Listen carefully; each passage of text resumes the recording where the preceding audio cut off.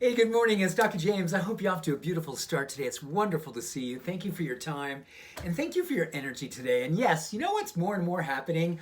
You are doing the thing I've always hoped would happen. You're sending me messages going, hey, could you do a talk on this? Or here's a question, or here's a. Can you play this song? It's like, I feel like I'm more and more a DJ, and I love that role. I want to take requests. Like, what do you guys want to dance to today? Well, today, we did have a request yesterday, and I quickly ran to it because I think what's happening here naturally, organically, divinely, is that we're really marrying science and spirituality. And I think spirituality, I love to define it as that the reason that we get up in the morning that's bigger than us.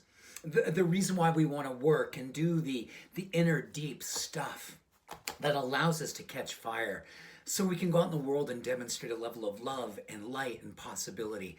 That's spirituality. And yes, a connection to God or your higher power or Buddha, the universe, or the nature, whatever it is that gives you that sense of aliveness, makes you want to grow and become all that you came here to be. That's spirituality and that connection, that's deep connection inside of us. Divine connection. And then over here, we've got science. And not necessarily like cold laboratory science. It's like the science that says, you know what? I can apply this today to be more spiritual, to be more powerful, to bring my potential into the world.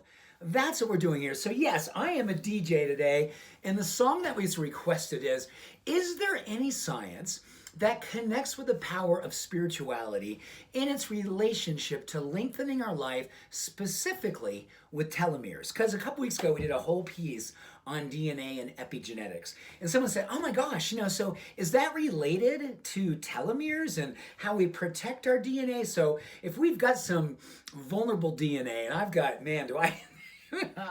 I'm not alone. I think many of us can say, oh, I've got very vulnerable DNA. I've got a history of this and a history of that, or I'm working on a history presently of overcoming. And I want to know what I can do to protect my DNA as I'm doing this work. I'm changing my lifestyle. I'm doing more meditation. I'm working on my self-compassion. And speaking of which, this is beautiful. So there was a 40-year study. That's a substantial study. When you have 4 decades of tens of thousands of people looking at telomeres in the strength and the length and and just how well they are protecting your DNA. Because you think about, here's your DNA and here's a telomere. It's like a bumper.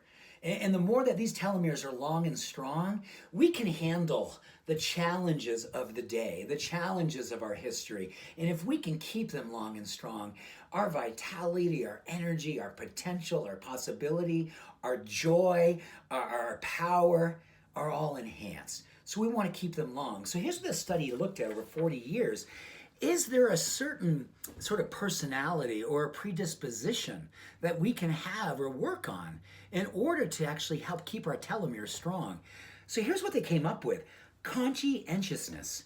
Literally, developing the qualities of grit, self-awareness, goal setting, and impulse control. So it's like, oh man, goal setting. Wow, awesome, got that.